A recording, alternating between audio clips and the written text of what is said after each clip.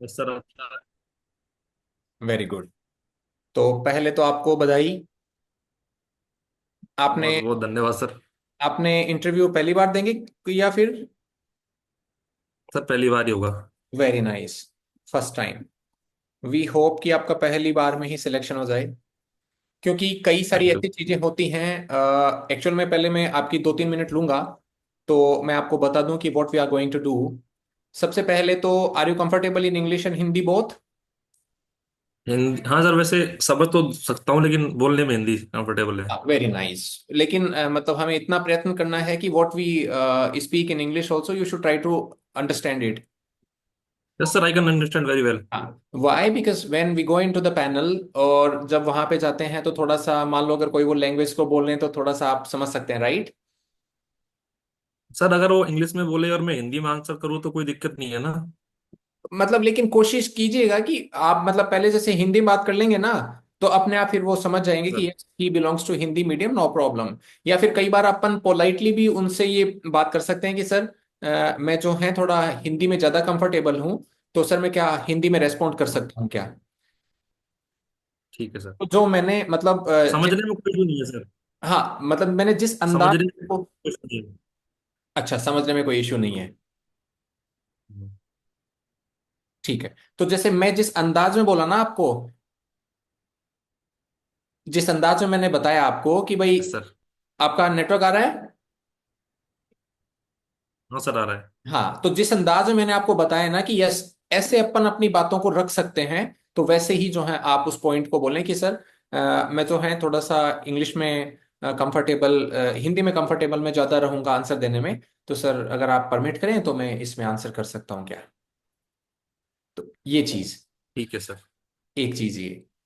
दूसरा, ठीक सर। जिस हिसाब से आप अभी अपने अपने अपीयर हो रहे हैं, तो अपन ये तो डेफिनेटली है कि जब अपन आपका मॉक इंटरव्यू लेंगे तो उस समय ड्रेसिंग सेंस वगैरह का अपन ध्यान रख लेंगे। जी sir. Very nice. Yes sir, yes लेकिन सर। अभी जो मैं आपको पा रहा हूँ सामने, जो आपको मैं देख रहा हूँ, तो आपके चेहरे पे उस तरीके का कोई तनाव या ऐसा कुछ भी नहीं है। जो हमें अभी लग रहा है हमारे सामने से, you are sitting very comfortable. And आप इसी अंदाज में जो है वहां पर भी जाने का प्रयत्न कीजिएगा। ठीक है सर। वो जो भी आपका अभी यस सर। मतलब जो भी आपका माइंड सेट है ना फिलहाल अभी, आप इसको अपने दिमाग में एक तरह से हम्म। उतार लो कि सर मैंने उस दिन जो है मेरा दिमाग इस तरीके का था, और मेरे को अब मैं जब इंटरव्यू जाऊंगा तो मेरे को इसी अंदाज में जाना है। क्योंकि यस एक, सर। ये चेहरे का जो भाव है, वो चेहरे का भाव आपकी चिंता नहीं, आपको मतलब क्या मैं अचीव करना चाहता हूं, इससे मैं क्या लेना चाहता हूं। क्योंकि इंटरव्यू में हम अगर ज्यादा नंबर लाएंगे तो सिलेक्शन भी लेंगे, हो सकता है हमें पोस्ट भी कोई और दूसरी मिल जाए। सही है? तो चेहरे का भाव आपका नुकड़ा डेफिनेटली सर। जो है, यस सर। तो आप फेशियल एक्सप्रेशन जो है आपका, उसमें जो है आप, स्ट्रेस जो है आपके चेहरे पे बिल्कुल भी नहीं है, and it's a good point. ठीक है सर। ठीक है। एंड सिंसियरिटी ऑल्सो जो है आपके चेहरे पे हमें पूरी तरीके से दिख रही है। पोलाइटनेस जो है वो भी हमारे चेहरे पे अभी का जो भाव है उसमें दिख रहा है। तो ये हमारा आपके प्रति सर यस सर। इनिशियल, आपके प्रति हमारा इनिशियल जो है वो फीडबैक है। Thank you sir. हाँ, वेरी नाइस। अब हम दूसरा जो प्रयास करेंगे, आपके 2 या 3 टॉपिक के ऊपर आपको आपकी आंसर देने की कला के ऊपर टेस्ट करेंगे। ठीक सर। ठीक है। तो अगर जैसे मैं आपको बात करूं, तो आप जैसे मान लो रूम में एंटर हुए, पैनल के सामने गए, आपसे आपको पूछा गया कि अपना परिचय दीजिए। तो अगर हम भी इसी से स्टार्ट करें, तो आपका परिचय दीजिए। अब आपको पता होगा कि नाम नहीं आता है।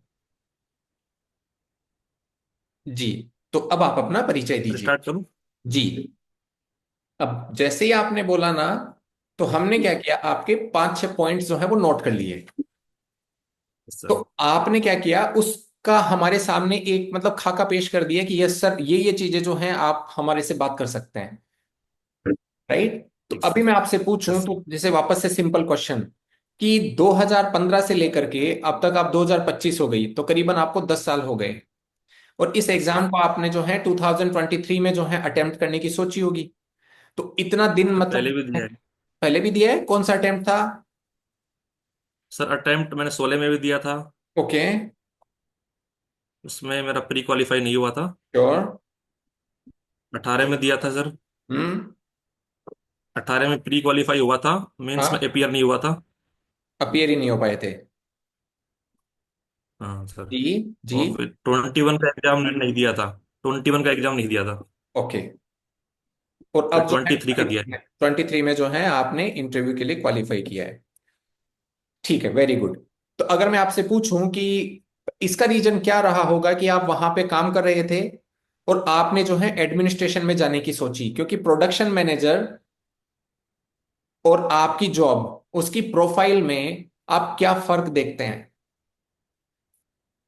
सर फर्क तो ये है कि इधर जो मेरा बेसिकली काम है, वो जो हमारा क्रूड ऑयल आता है उससे जो जितने भी हमारे जैसे petrol, diesel, naphtha, natural gas, CNG, जितने भी स्ट्रीम्स हैं, इसको बनाने में हम बेसिकली काम करते हैं। सर एडमिनिस्ट्रेशन में जो हमारा काम होगा वो, जैसे कि हम जानते हैं, ये प्रशासन को समझना, जानना, कैसे जो है हम उसमें अपना योगदान दे सकते हैं, उसमें भागीदार बनना, और अपने द्वारा जनता को जो दी जाने वाली सेवाएं हैं उनको अच्छे से प्रोवाइड करवाना, ये सब शामिल है सर। ये तो अंतर है, लेकिन सर जैसे यहाँ पर भी हम अपने जो स्टाफ है, हमारे जो अंडर जो लोग काम करते हैं, उसको मैनेज करते हैं। बेसिकली हमारा काम मशीन से होता है, लेकिन मशीन को जो चलाते हैं, उनको ऑपरेट करते हैं, वो तो आम आदमी ही होता है। लेबर होती है, कॉन्ट्रैक्ट वाले आदमी होते हैं, तो उनको भी हम मैनेज करते हैं यहाँ पर। तो मैनेजमेंट में और एडमिनिस्ट्रेशन में आप क्या फर्क देखते हैं? सर मैनेजमेंट तो पब्लिक प्राइवेट दोनों में होता है। एडमिनिस्ट्रेशन जहाँ तक है ओनली गवर्नमेंट में होता है, जितना सर मेरे को आइडिया है। ठीक है। अच्छा, क्रूड ऑयल जो है वो भारत की जो रिक्वायरमेंट है, हम क्रूड ऑयल का यस सर। सबसे ज्यादा आयात कौन से देशों से करते हैं? सबसे फर्स्ट पे अभी क्या है? सर फर्स्ट पे जहां तक सर मैं गैस कर पा रहा हूँ अभी, रसिया है सर। रशिया। रशिया से, जब रशिया और यूक्रेन का वॉर हुआ, तो रशिया और यूक्रेन में हमने जो एक तरह से न्यूट्रल तो नहीं, लेकिन थोड़ा सा हम रशिया की तरफ दिखे, उसमें क्या तेल हमारा प्रिंसिपल कारण था या फिर आप उसको किस तरीके से देखते हैं? सर इंडिया की जो इस समय पॉलिसी है, वो किसी भी देश के साथ पूर्णतया अलगाव या पूर्णतया एक तरह से उसमें शामिल होने के बजाय दोनों को साधने का प्रयास करता है। और चूंकि सर हमारी ऊर्जा की जो आवश्यकताएं हैं वो मुख्यतः रसिया से या फिर मिडिल ईस्ट कंट्रीज से ही पूरी होती है, जो रसिया बीच में पड़ता है उनके ट्रांसपोर्टेशन में। तो हमने अपना हित साधने के लिए रसिया की तरफ थोड़ा सा ज्यादा झुकाव रखा। वैसे हमने यूक्रेन का भी ऐसा कोई वो नहीं किया, हमने समय समय पर विरोध भी किया रसिया का। जैसे कि मेरे पूरा याद नहीं आ रहा है, कुछ हुआ था केस जिसमें इंडिया ने भाग नहीं लिया था किसी उसमें। लेकिन इंडिया के लिए अपना जो राष्ट्रीय हित है वो सर्वोपरि है। किसी भी एक कंट्री की तरफ इंडिया कंप्लीटली नहीं झुकता अभी वर्तमान स्थिति में। Very good. ठीक है। अच्छा, आपने जो है आईआईटी बीएचयू से बीटेक किया, तो जब ये बीएचयू उस समय 2015 में थी, तो उस समय आईआईटी बन चुकी थी क्या? सर जब मेरा एडमिशन हुआ था 2011 में, उस समय आईआईटी नहीं था ये। हाँ हाँ। और जब मैं सेकेंड ईयर में आया 2012 में, तब ये आईआईटी बना था सर। 2012 में बना था आईआईटी। तो पहले बीएचयू को क्या बोला जाता था? कोई इंजीनियरिंग कॉलेज बोला जाता था कि क्या? सर पहले आईटीबीएचयू बोलते थे। आईटी। तो आईआईटी आईटीबीएचयू। और आईआईटी में आपने क्या फर्क देखा? सर एक तो आईआईटी बनने के बाद जो हमारी फंडिंग है ना बीएचयू कॉलेज की, काफी ज्यादा बढ़ गई थी। पहले IT BHU was a part of BHU, hmm. तो उसकी जो फंडिंग है वो बीएचयू के थ्रू ही आती थी। हम्म। उसके बाद जितने की और आईआईटीज को मिलती थी उतनी हमें मिलने लग गई, जिसमें कि बहुत ज्यादा वृद्धि हुई थी। अराउंड सर उस समय 100 करोड़ रुपए एनएम आते थे 2012 में। Very good. हमारी जो फैकल्टी है सर, फैकल्टी भी अदर आईआईटीज की आने लग गई थी। तो उससे अगर, पहले हमारी फैकल्टी आती थी। तो ऐसा क्या फैक्टर रहा बीएचयू को जो आईटी से आईआईटी बना दिया उसको? बाकी अभी भी कई सारे इंस्टीट्यूट हैं जिनको आईआईटी का दर्जा नहीं दिया गया, तो क्या ऐसा देखा गया होगा बनारस हिंदू यूनिवर्सिटी में जहां पर इसको आईआईटी का दर्जा मिल जाए? सर एक मुख्य कारण तो यह था कि जो इसमें एडमिशन की जो जो थी प्रोसेस थी सर, वो आईआईटी के जेई के एग्जाम के थ्रू होती थी। ओके। काफी सालों से जेई के एग्जाम के थ्रू, मैं भी खुद भी और भी जो लोग हैं वो जेई के थ्रू आते थे। तो ये मांग थी कि जब हम जेई में रैंक ला रहे हैं तो इसको आईआईटी बनाया जाए। दूसरा, काफी पुराना कॉलेज है, काफी इसके जो प्रोफेसर वगैरह हैं, रिसर्च में काफी नाम था। तो ये मांग सर 2003 या 4 से स्टार्ट हुई थी, तो 8-9 साल लग गए थे इसको बनने में। तो एक आईआईटी का बच्चा एडमिनिस्ट्रेशन में क्या करने जा रहा है जहाँ पे उसको गांव में जाना पड़ेगा, ये वो, मतलब क्या क्या सोचते हो उसके बारे में? आईआईटी वाले क्या क्या करेंगे? अब देखिए, आप जो हैं वहाँ पे अच्छे वेल पेइंग जॉब में भी होंगे, तो कहीं जी ऐसा सर। तो नहीं है कि भाई आप जो हैं उस बच्चे की जॉब लेंगे जो मतलब डायरेक्ट आ जाए, किसी रूरल बैकग्राउंड से आ जाए? सर बच्चे की जॉब का तो बात ऐसा है, अगर मैं मेरी जॉब छोड़ूंगा यहाँ पे तो यहाँ भी एक वैकेंसी क्रिएट होगी, उसमें भी किसी बच्चे को मिलेगा। सर जो जॉब की बात है तो मैं एक ही जॉब रख पाऊंगा, यहाँ वाली किसी और को मिल जाएगी, तो उस हिसाब से तो कोई ज्यादा लॉस नहीं होगा। और सर रही बात ऐसे कि मेरी खुद की पढ़ाई भी क्लास 8 तक गांव से हुई है, सारे जो रिलेटिव्स हैं वो सारे गांव के हैं, तो मेरा खुद का भी झुकाव शुरू से ही, पहले तो मैं था ही गाँव में, आईआईटी भी गया, अभी मैं मथुरा में रह रहा हूँ सर। तो मथुरा भी कोई बहुत बड़ा सिटी नहीं है, ग्रामीण परिवेश ही है वहां पर भी। और जो हमारा रिफाइनरी में सर काम होता है, वो हमारा ज्यादातर काम लेबर से पड़ता है। मूसी मम्मी पापा महारानी लोग की रहते हैं। छुट्टी पे गए हो कभी? क्या सर? मूसी महारानी की छतरी? सॉरी सर, नहीं गया मैं अभी तक। नहीं गए। और सिलीसेड लेक? सर गया नहीं होगा अभी, खुद सुना है, उसका कभी गया नहीं हो इतिहास, सर। का इतिहास जानते हो? सर सिलीसेड लेक इतना पता है कि महाराजा विनय सिंह के समय में बनी थी, हाँ और क्यों बनी थी सर इसका अभी मैंने अध्ययन नहीं किया है। हाँ हाँ, ठीक है। आपके वहां पे आपने देखा होगा कलाकंद काफी पसंद है, कलाकंद काफी जो है वो फेमस है यहाँ का। कलाकंद सर और मिश्री मावा में क्या फर्क है?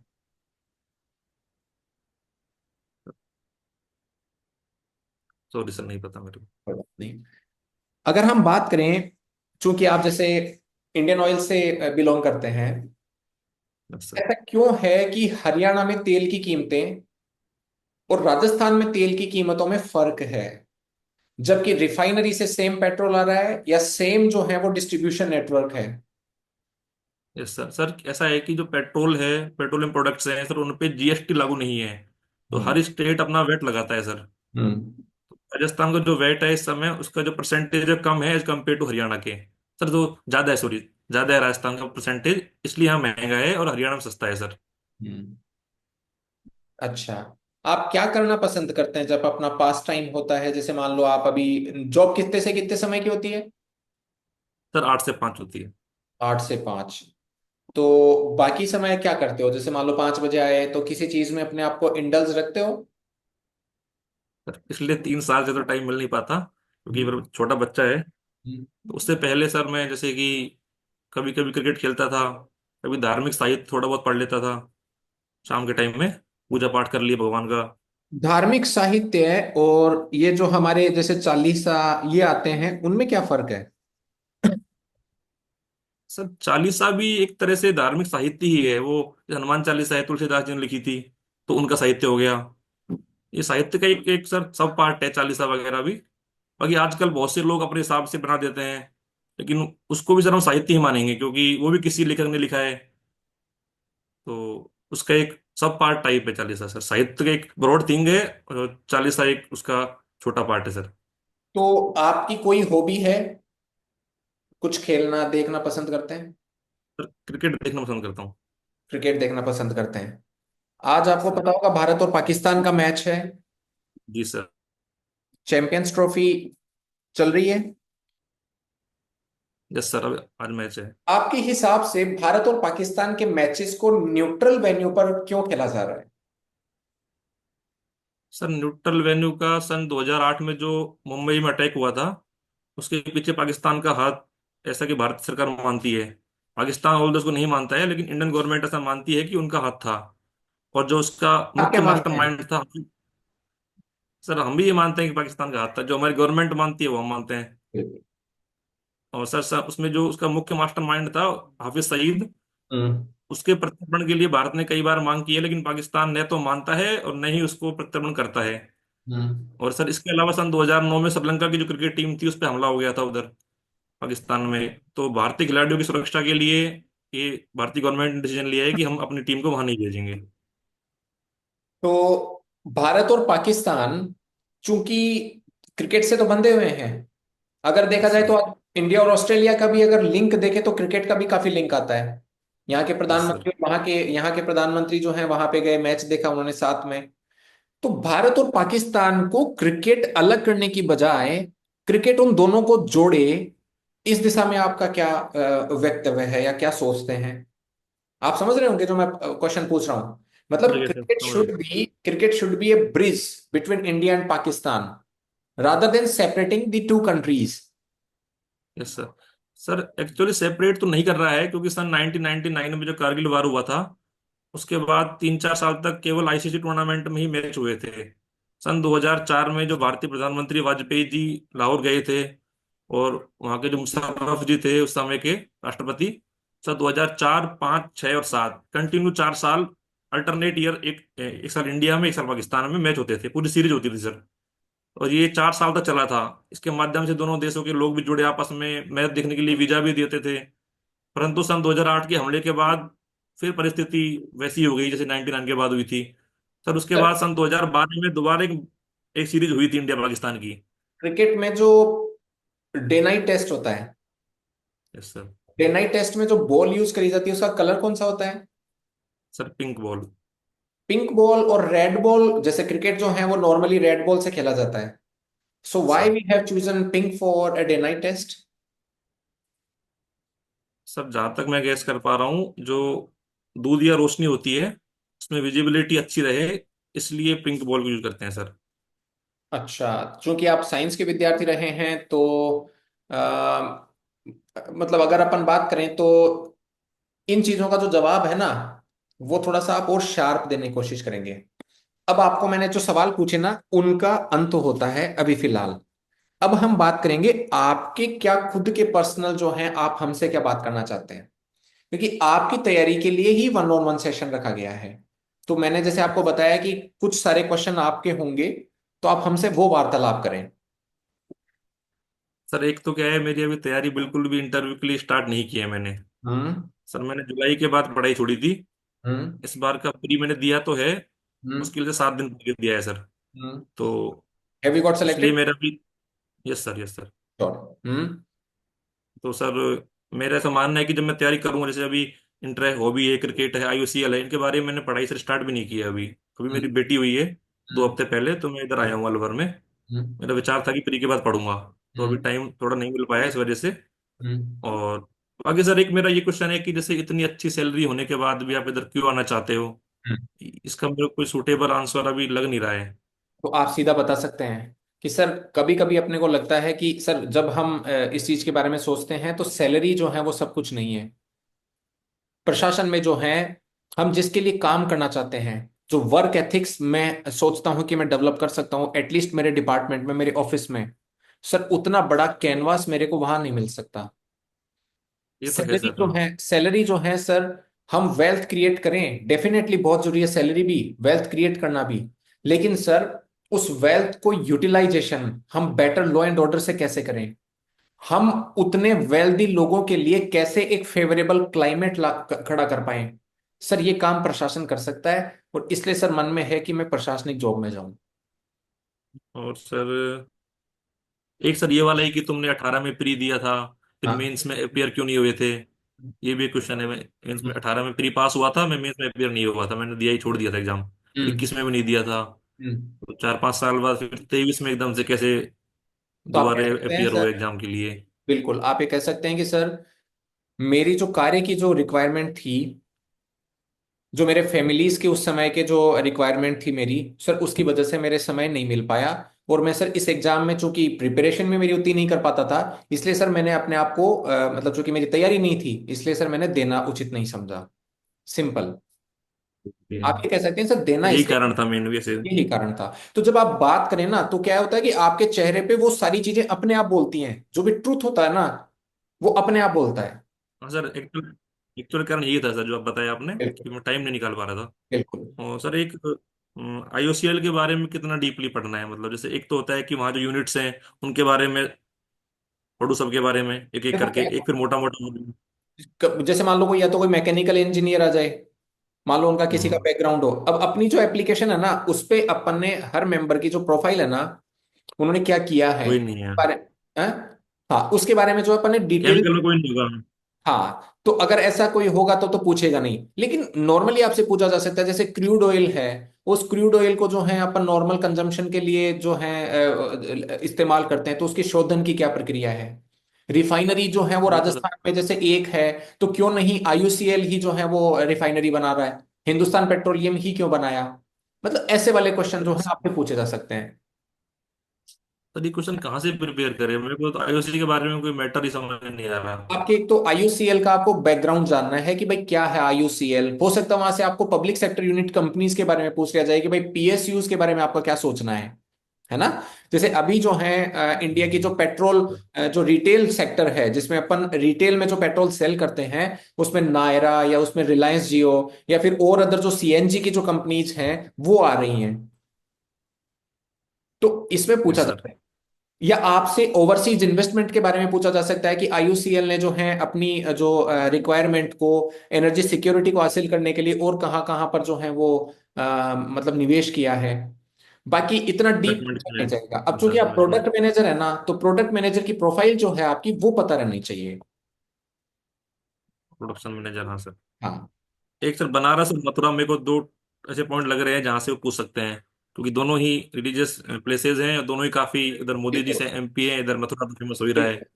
बिल्कुल सर बिल्कुल। इनके बारे में कितना डीप में पढ़ा जाए, जैसे मैंने क्योंकि आपको अलवर के बारे में दो तीन चीजें पूछी, सेम ना जो मैंने है पढ़ा नहीं था, अभी पता नहीं। हाँ, तो इसलिए सेम जो है आप वो काम मथुरा और बनारस के लिए करें। स्पेशली जो सर रिलीजियस कॉरिडोर की जो वहां पर एक संभावना है, थोड़ा सा आप उसको भी बनारस देख। में बन चुका है, मथुरा बनने वाला है। हाँ सर, हाँ बनारस में बन चुका है, मथुरा बनने वाला है। बिल्कुल, तो इसके बारे में भी जो है इर्द गिर्द। दूसरा, मथुरा और बनारस से जो लगने वाले जो एक्सप्रेस वे हैं और जो अभी नए बने हैं, उनको भी हाँ आप जी, थोड़ा हाँ जी। देख लें। और मथुरा में जैसे मान लो अब चूंकि आप 10 साल रह चुके हैं, तो ये आईयूसीएल जो है वो मथुरा से कितना बाहर है उसका कैंपस, वो तो पता है सर, हाँ। है ना? तो वो उसकी मतलब वो कौन से हाईवे पे है, कितना क्या है, इससे ज्यादा जो है डीप में जाएंगे नहीं, क्योंकि it's a matter of another state. फिर आपसे जो है वो तो थोड़ा नहीं जानते हैं। थोड़ा बहुत आपसे यूपी की लॉ एंड ऑर्डर के बारे में पूछा जा सकता है कि how do you see UP converting in the last 10 years, जैसे सिंस अच्छा। Last 10 years you are there. तो मोटा मोटी आपको ये अच्छा। पता होना चाहिए कि UP in the last 10 years have become this much and earlier it was this much. तो थोड़ा सा आपको मतलब डेटा लेकर के, कि मतलब ब्रॉड व्यू डेटा रोड लेकर व्यू के। कि सर हम जब भी ट्रेवल करते हैं तो पहले हम देखते थे कि रोडों की जो थी वो स्थिति, मतलब कन्वर्सेशन होना चाहिए कि सर रोडों की स्थिति पहले कितना इस चेंज तरीके हुआ से है। हुआ करती थी, अब जो है थोड़ा सा सही हुआ है। पहले जो है हम इस तरीके की क्राइम की खबरें देखते थे, लेकिन सर आजकल जो है लॉ एंड ऑर्डर हमें बेहतर लगता है कि नहीं, वो जो आप वो भी बता दें। कहने का मतलब ये है हाँ कि सर। मोटा मोटी पता होना चाहिए। सर वॉचिंग क्रिकेट एक हॉबी हो सकती है क्या, कि खेलना ही होता है, कि देखना भी हॉबी हो सकता है? बिल्कुल देखना भी हो सकता है, you can watch tennis and it can become hobby. So it's a pastime activity you see. तो वॉचिंग। हॉबी हॉबी जो है वो आपका क्या काम करता है, हॉबी जो है वो आपको स्ट्रेस को भी डी स्ट्रेस करता है। आपका जो पास टाइम है उसमें आपको फिल इन करता है, यानी आपका जो पास टाइम आप सोचा है कि मैं क्या नहीं करूं, तो वो आपको वो बताता है ना कि भाई ये कर लो, उससे बजाय कुछ मत करो। तो वॉचिंग क्रिकेट इज ऑल्सो, वहां पे आपसे जो है अब क्योंकि पूछा मैं। जाता है कि क्या क्या देखना पसंद करते हो, तो आप ये कह सकते हैं सर ज्यादातर इंडिया के मैचेस। और अगर जैसे मान लो मेरे को थोड़ा राइट। मिल जाता है, तो फिर मैं जो है जैसे एशेज वगैरह हो गई या कोई जो इंपॉर्टेंट सीरीज होती हैं उनको देखना पसंद करता हूँ। कई बार आप ये भी कह सकते हैं कि आजकल लाइव और हाइलाइट्स जो हैं सर वो काफी चलती हैं, तो हाइलाइट्स भी मैं काफी देख लेता हूँ। वहां से आपसे बात हो सकती है कि कौन सा आपका जो फेवरेट प्लेयर है। Yes sir. Sir cricket actually पहले मैं बहुत देखता था, अभी टाइम ही नहीं मिलता, देखता ही नहीं मैं। थोड़ा सा थोड़ा सा फुटबॉल आप से पहले इसको मैंने बहुत देखा। थोड़ा सा आप इसको पॉजिटिव में ले जा सकते हो, विमेन एम्पावरमेंट के एंगल पे। विमेन प्रीमियर लीग बता सकते हो कि सर आजकल मैं उसको फॉलो कर रहा हूँ। WPL हो गई है, हाँ, देखना पड़ेगा वो भी। WPL थोड़ा सा मतलब दो चार पांच चार चीजों के बारे में, उससे क्या लगेगा कि सर ये जो है अब वहां से जो है आपको थोड़ा सा कमर्शियल एस्पेक्ट में आ जाएंगे। यार फिर ये बताओ विमेन जो है वो क्रिकेट के लीग में कैसे पीछे हैं, या क्रिकेट लीग ने विमेन के क्रिकेट को कैसे ऊपर लाया। और आप ये देखेंगे कि so many cricketers in the women category or female category have now become competitive, and India famous sir, वो नाउ तो right now working as a magnet for all those players to come and play here. India. हाँ, सही है। उससे क्या है women empowerment का भी आप एंगल जोड़ सकते हो।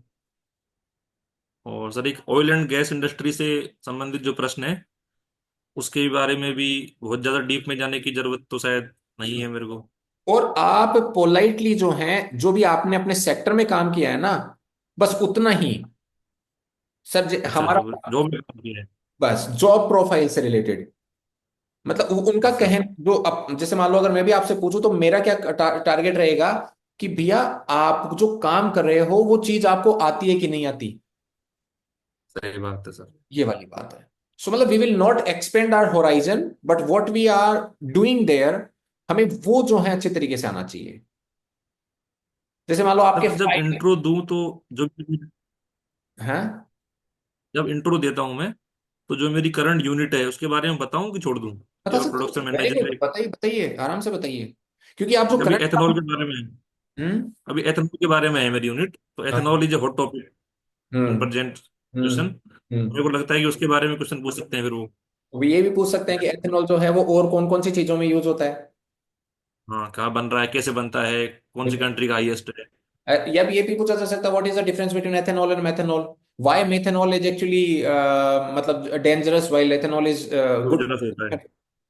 फूड ग्रेड हाँ, ये सब प्रोडक्ट। ये सब तैयार हाँ, ये सब तैयार करने हैं मेरे को अभी। मैं हाँ थोड़ा जाऊंगा तो। हाँ। और आपका कोई सवाल।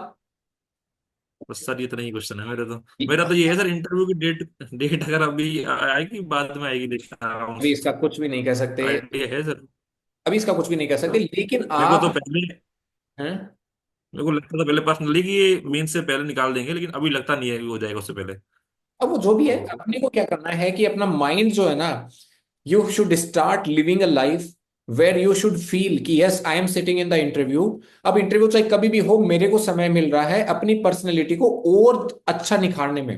एंड जिस हिसाब से मैंने आपसे कन्वर्सेशन किया है, I am feeling good. If you go with the same mind set then half of the marks will be definitely for there, for you half of the marks will be there. फिर conversation start होंगे। Sir थोड़ा सा मेरा बोलने की speed fast है sir. नहीं जैसे हमें नहीं कि लगा। मैं बोलता हूँ नहीं थोड़ा अभी फास्ट। हमें नहीं, मेरे को नहीं लगा इस फिर कन्वर्सेशन में। फिर ठीक है सर। या मेरे को जो है वो अभी इतना कोई इसमें दिक्कत नहीं लगी। तो आप उसके बारे में जो है चिंता ना करें। आप अभी जो बोल रहे हैं उसमें आपके डेफिनेटली कॉन्फिडेंस है, कोई स्ट्रेस है नहीं। तो आप इसी तरीके को जो है वो फुलफिल रखें अपने, मतलब दिमाग में आपको यही रख के चलना है। दूसरा, हमेशा अपना एटीट्यूड जो है एक प्रॉब्लम सॉल्वर का एटीट्यूड रखना है, कि मतलब अगर कोई भी समस्या आ जाए तो मैं उसको दूर करूं। समझ रहे हो मैं जो कह रहा हूं यस आप। सर। हाँ, कोई भी प्रॉब्लम, हाँ। हाँ, मतलब एग्जाम।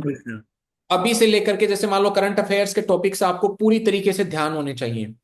ऐसा नहीं है कि जैसे मान लो आपको 2 महीने पहले कोई इंसिडेंट हुई और वो पता नहीं हो, क्योंकि वो इंसिडेंट आपको क्या करती हैं, वो कंपेंसेट करती हैं। जैसे कई बार हमें कंटेंट नहीं आता, लेकिन हमें जो है मान लो इंडिया बांग्लादेश का रिलेशन पूछ लिया।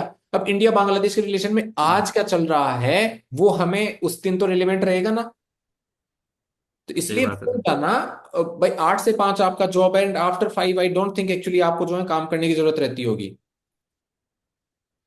सर जॉब में कुछ काम नहीं होता ऐसे तो। जॉब में ही पढ़ते हैं हम, घर पे तो पढ़ाई होती नहीं है, रियलिटी तो ये है, तो ये मैं आपको बता थोड़ा रहा हूँ सा, वैसे तो। थोड़ा सा घर पे भी टाइम निकाल लिया कीजिए, क्योंकि this is a very golden opportunity for you. You have lived a life, you have lived a dream, और उस ड्रीम का एक एंड पॉइंट जो है अब आ रहा है। तो आप एक्साइटेड मोड में जो है अपने यस आप सर। को और ज्यादा वो करके यू शुड फील कि yes I will crack it. ठीक है सर। है ना। Yes sir. ठीक है, और कुछ आपको बात करनी है। नहीं सर, मेरे डाउट्स तो हो गए, मैं तो ठीक है, जब आपको कभी मेरी डिटेल, तैयारी पूरी हो जाएगी। आपको मैं डिटेल्ड का जो ये फॉर्म होगा हमारा जो हम फिल करते हैं, उस फॉर्म को फिल करके आपको व्हाट्सएप पे जो है वो मैसेज हम आपको कर देंगे, आपका हमने कितने देर में जो है क्या आपके बारे में सोचा, और जो भी होगा तो ठीक है। फीडबैक जो आपको वहां से दे दिया जाएगा। But continue your studies. ठीक है। और बीच में अगर हाँ सर, कभी, अभी खत्म। बीच में कोई बात करनी हो कभी भी तो आप फोन कर सकते हैं कभी भी आपसे। अगर उस समय फोन उठा पाए तो ठीक, नहीं तो आपको रेस्पॉन्स जरूर किया जाएगा। हमारी ओर से आपको best wishes. Thank you very much sir.